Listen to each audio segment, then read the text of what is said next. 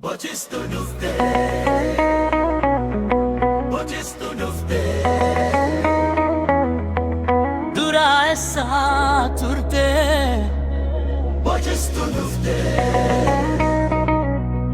bochistu dhufte, yeru ishi eegate, bochistu dhufte, duganni faabate, bochistu dhufte, sobni bullu fiite, bochistu dhufte, yeru ishi eegate, bochistu dhufte, yeru ishi eegate, bochistu dhufte, duganni faabate, bochistu dhufte, sobni bullu fiite, bochistu dhufte.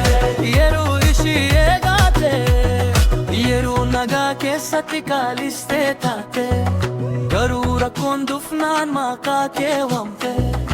Ati eessa turte yeroo lafti buytu, amma dhuftee jechuun ani siif dhaabbadhe jedhu. Dubbiin kee bareedaa, hojiin kee duwwaa, ijaan nu ilaaltu garaan kee duwwaa.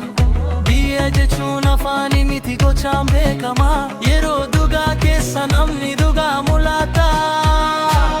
Hin dhufi yeroo boo'u qofaa, yeroo hiinuu keessa dagaynuuf.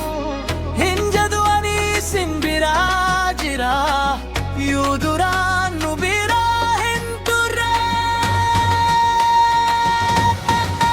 Bochistu dhufte, Mootummaan qunnamte, bochistu dhufte, duganni faabaate, bochistu dhufte, sobni hundi kufe, bochistu dhufte, amma eenyu duuduufe. bochistu dhufte, Yeroo ishii eegate, bochistu dhufte, duganni faabaate, bochistu dhufte, sobni bullu fiite.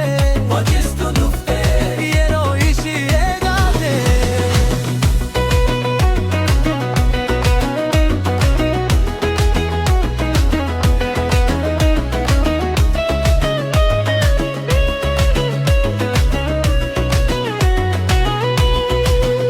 Ati artistii moo yeroo hedduu rakkoon hin dhufne ati hin beekamtu.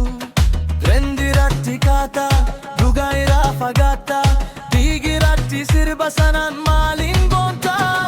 Mee dhugaa dubbatu eenyuuf sirbita?